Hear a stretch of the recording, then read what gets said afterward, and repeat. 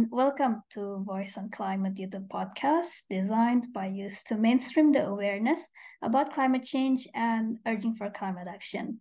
I am Lulu, your host for this podcast, and our topic for this fifth episode will be documenting climate change around the world, empowering digital activism in mainstreaming climate change.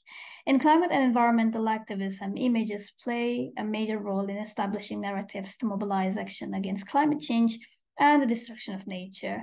Documenting climate change can send a powerful message to the audience, especially if it is mainstream in social media. This podcast will attempt to reveal various ways of climate change activism, Eliott's experiences in documenting initiatives to combat climate change around the world, digital activism to mainstream the truth and solution for climate change, and the role of young people in digital activism to mainstream the truth of climate change. Together with us, our guest speaker, Eliott Prigent, a Max Thabiso Edkins Climate Ambassador 2023, an initiative of the Global Youth Climate Network by World Bank Group Youth to Youth Community, will share his insight upon this topic. Hi, Eliott, how are you? Hi, Lulu. Thank you for the invitation. I'm good. Thank you. How are you? Wonderful. Eliott, before we jump onto the discussion, would you like to tell us about your current activities relating to climate actions apart from being an MTE ambassador? Yeah, I just finished a journey around Asia. I was traveling for 9 months, and I started interviewing people that took action about environment, so locally. And so I just come back from this journey like 1 month ago. And I also am realizing a documentary on this journey on this quest for meaning, and all the interviews I did and all the learnings I've done during this trip. So I'm now like just finishing the editing of this documentary that I will publish soon. Wow, really look forward to the documentaries to be published. Hoping that your wonderful work may continue to inspire young people, especially to act for climate. Wonderful. Now let's move on to the discussion. Eliott, let's just take a look back further and try to define about climate change activism. In your opinion, what is actually a climate change activism and why should we care about this?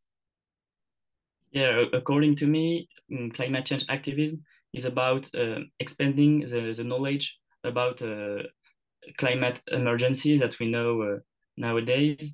And I think it's really important to do it because we know the situation is really, really bad right now. So we really have to to expand this knowledge and like warn people about what is going on and like the consequences of our action because we sometimes we have a lot of bad news about environment and but we don't really link to our daily actions. So I think we really have to make people aware that we can all act in this in towards this goal to preserve our planet.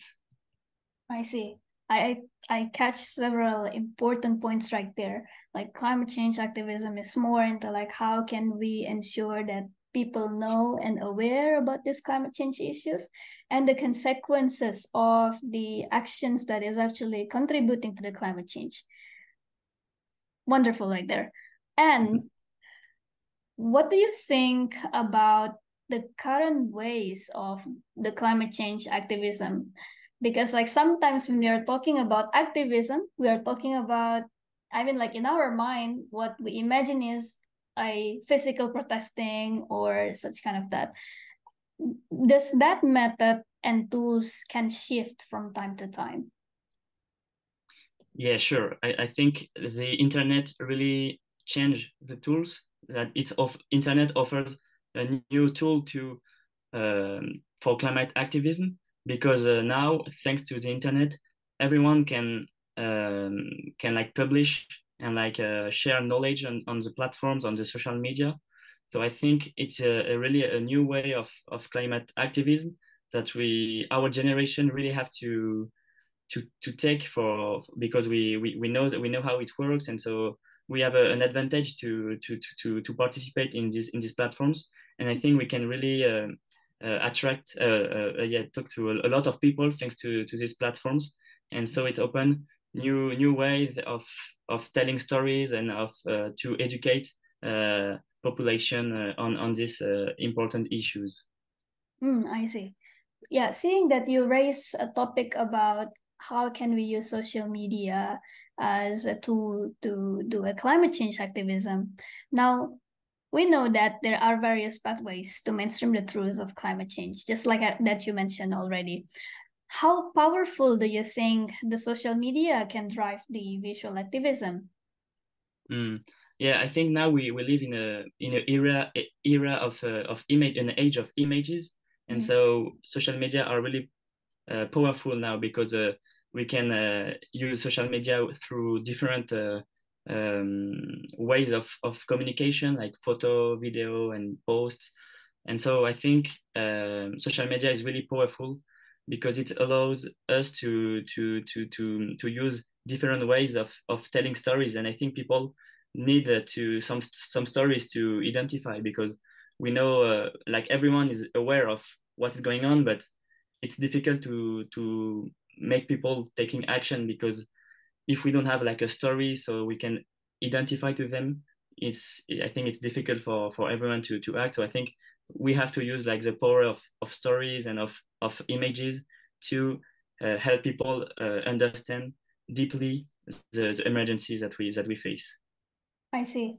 That's an important point right there, visualizing stories through images and videos. Because, like, sometimes we talk about climate change and try to educate and disseminate the issue of climate change. However, it is quite difficult for people who are not really giving attention in this particular topic because they don't see it in real life. So that's important one right there, visualizing stories through images and videos.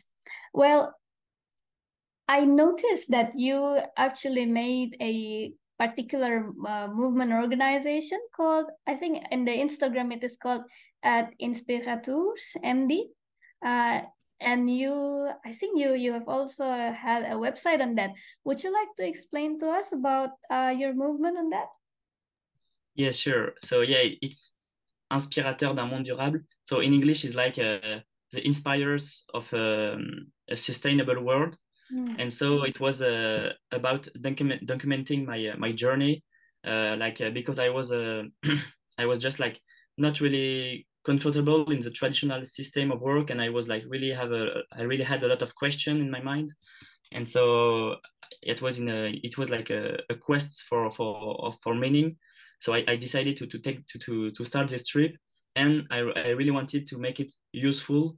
So I started this movement called Inspirateurs d'un monde durable, so that I could document all my trip and share I also interview people, so interviewed. So it was a way for me to have a to interview people and share all the interviews and all the inspiring people that I met.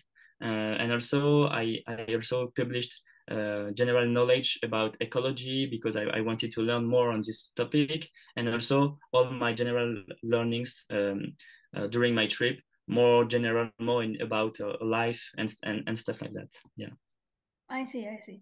And I'm actually curious about what is your actual like initial reason you decide to travel the world for documenting people taking actions in the area of environment and also the climate change itself. Yeah, I was like, yeah, I didn't feel comfortable like in my previous experience.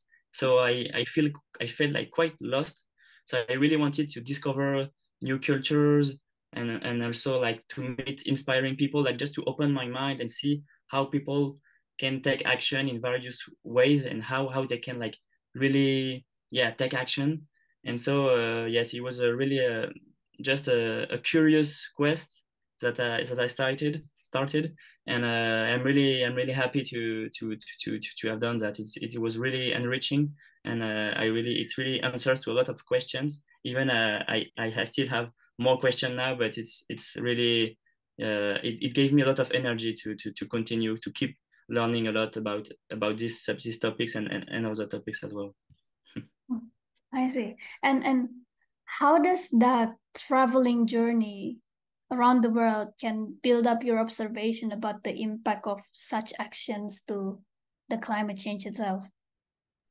Yeah, it was actually, traveling the world helped me to understand that we all see the world according our vision in our country, and we don't imagine that other people and in other countries have other vision of the world and other way to to take action as well.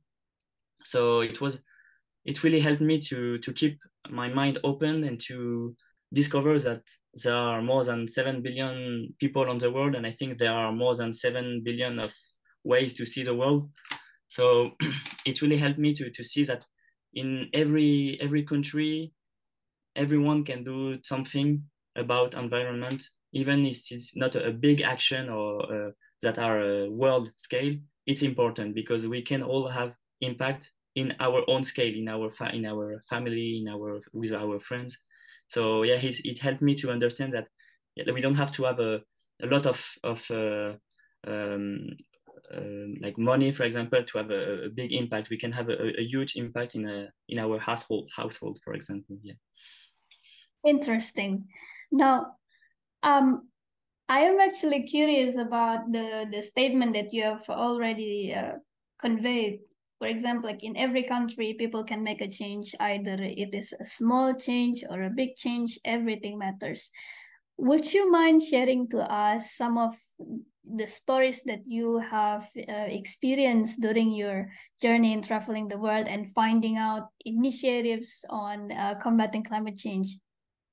Yeah, sure. I met, for example, it was a French called Serge, but he was living in Laos, Mm. and he started. He was really inspiring because he was like 70 years old, and he started by himself learning about plastic pollution 10 years ago, and so he went he started learning about this plastic pollution, even if he was not especially a specialist of this issue at the beginning. But then he started to gather people. He started a advocacy group called Green Vientiane, and thanks to this group he gathered more than 10,000 people, for example, on his Facebook account. And he really has an impact on the public opinion to warn about plastic pollution, to warn people about plastic pollution. And also he tried to have an impact with the government, because he tried to really have to influence to reduce plastic production, which is also a really important issue. So yeah, I was really inspired by Serge, who was by himself really begin and started something really inspiring. Mm. That is actually inspiring. How can a movement actually build impact, especially strengthened by social media, that could actually influence public opinion and the policy? Wonderful. And also during your journey, do you see that there are do you experience any difference on climate change impact in several countries that you have visited? Mhm. Yeah, sure. Like, but what around me it was like I thought that countries already feel the effect of climate change on a different scale. But yeah, for example, I discovered like agriculture in Vietnam is really endangered, and there are a lot of issues on this topic. And so yeah, and after also as well, like the plastic pollution is really a big issue in those countries. So yeah, I think it's really uh, good to be aware of these topics that we don't really know when we live in another country. We don't really understand what is the topic, but there we can see in the street sometimes a lot of plastic pollution, and so it really helped me to be aware of the emergencies that we face right now. I see. Important point also right there. Different countries have to deal with different challenges. For example, like plastic pollution and how can plastic pollution can actually contribute to accelerating climate change. And as you have mentioned, that the impact of climate change also can be very diverse. In Vietnam, they experience impact on agriculture more than the other countries. Thank you for sharing that. And now I would like to ask, during your journey traveling the world, what challenges you often face during your journey and how do you overcome that challenges? Yeah, I think what was difficult during my journey sometimes was the fact to be sometimes alone, Mm, because it's difficult to stay alone a long time. But fortunately, it was also because I was alone, it was easy to meet people when I wanted. So when you are alone, people are really kind with you and really open to you. So it was really helpful. And also I could, thanks to the new way of communication, I could reach my family, for example, when I was like quite sad to be alone. So yeah, it was good experience because as well I met a lot of people everywhere in every country, local people and tourists as well. So yeah, yeah, so it was a good experience. I see. And how are you able to gather all those persons you met with? So very inspiring story. How important the network building right there, the role of network building right there in order to gather all these stories into your journey. Yeah, it was quite difficult. It was maybe the main difficulty in this project. It was to find people Mhm. with stories, because I didn't have any network at the beginning on those countries. So I was on Google looking for like a environmental project in Vientiane, for example, in Laos. So in each city, I had to start back just from zero, and so trying to find people. So it was like quite hard. I had to send a lot of emails and Mm. just hoping that I will find some people. But after, sure, when I found, for example, one people, I could ask him if he had a lot other stories, other people that could have interesting stories. So I think it's really important to dare reaching people, and also to dare trying to ask help as well. So yeah. I see. And given that that is a big challenge right there that you are able to overcome, what particular lesson that you have learned, especially uh, in this whole journey of documenting climate change impacts and initiatives around the world? If I had one lesson to share, I think it would have been that the action creates energy. Mm, That we don't have to wait to to to to be better. Like we have to. I think everyone who wants to take action can do it right now with what we have, and then after, by acting, by taking action, we can feel the energy uh, increasing. And so that's the best way. And I see this with the people that I interview as well.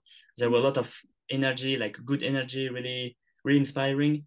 And so I think, yeah, I think I would share this lesson. Action creates energy.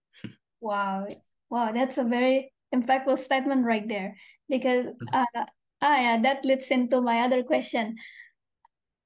You already shared a very positive energy with all the people sharing their climate initiatives or environmental movements. And does it actually answers the curious quests which become your initial reason to travel the world to do all these things? Yeah, sure, because yeah, I understood that, sure, we all have questions and doubts, and every time we are not sure of what we are doing. But I think the question is just do it. Just so yeah, we don't have to have all the answers to the questions that we have to start.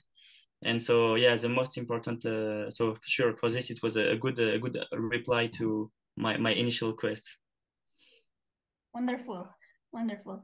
Wow, we are now actually reaching at the end of the conversation, but I want to give a space for you to convey your thoughts and also your hopes and message about for young people actually and all the listeners, especially concerning our conversation about how can we empower visual activism to mainstream about the truth of climate change, and how can we actually drive an action to contribute for our better earth.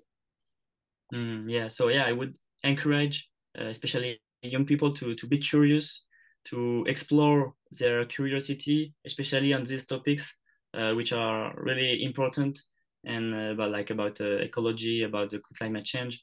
So to really, yeah, be curious and explore these questions, and to dare to take action, because I think now, thanks to the internet, for example, we don't have to ask for the permission to talk. So everyone can, with a smartphone, with videos, with a photo, with what we have, can expand knowledge and give a message to the world. So I would encourage people just to do it and dare to take action. Yeah.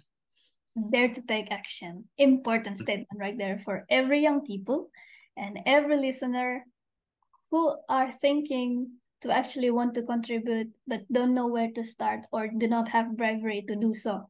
Thank you so much, Eliott, for sharing your insights on Voice on Climate YouTube Podcast Episode 5, designed by youth to mainstream awareness on climate change and urging for climate action. Thank you for listening, and see you on future episodes.